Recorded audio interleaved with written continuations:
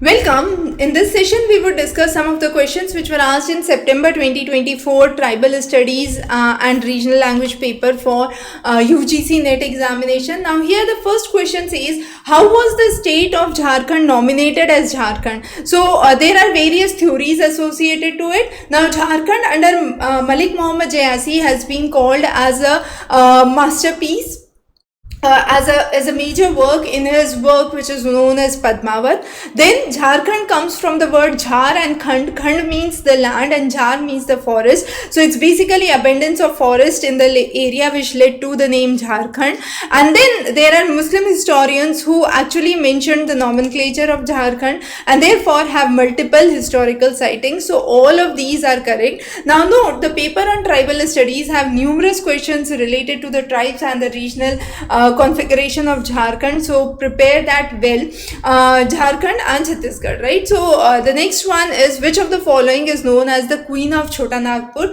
Nehar Hat is known as the Queen of Chota Nagpur. So this is the correct answer. Now this is located under the Latehar district of Jharkhand, and this is one of the places which is known for its scenic beauty. Netarhat comes as one of the major natural attractions in Chota Nagpur, and it is known for its weather conditions and the unique characteristics there.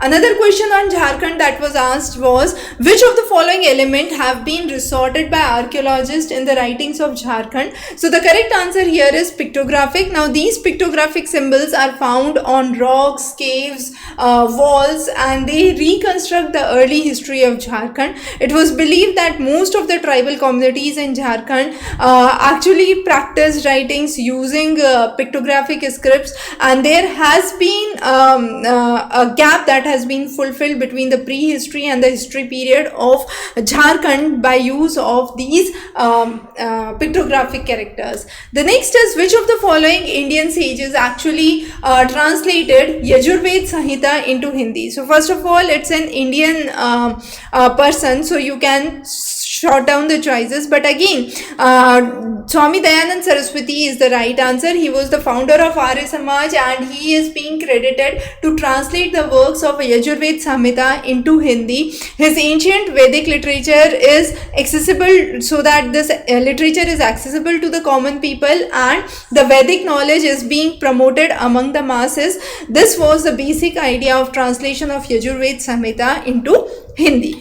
The next question is, who authored Vichar Vimarsh? Now Vichar Vimarsh was one of the major works of Acharya Mahavir Prasad Dwivedi, and he was one of the pivotal figures of Hindi literature. He was crucial in bringing the critical writing style in Hindi in the 20th century, focusing on social awareness, reformism, bringing in zeal among the people, and he is considered to be one of the persons who established the essay as a respected literary form in Hindi. So those are some of the contributions under Acharya Mahavir Prasad Dwivedi. The next is, under the term Dhwani Vigyan, which of the following would be used earlier for the phonology?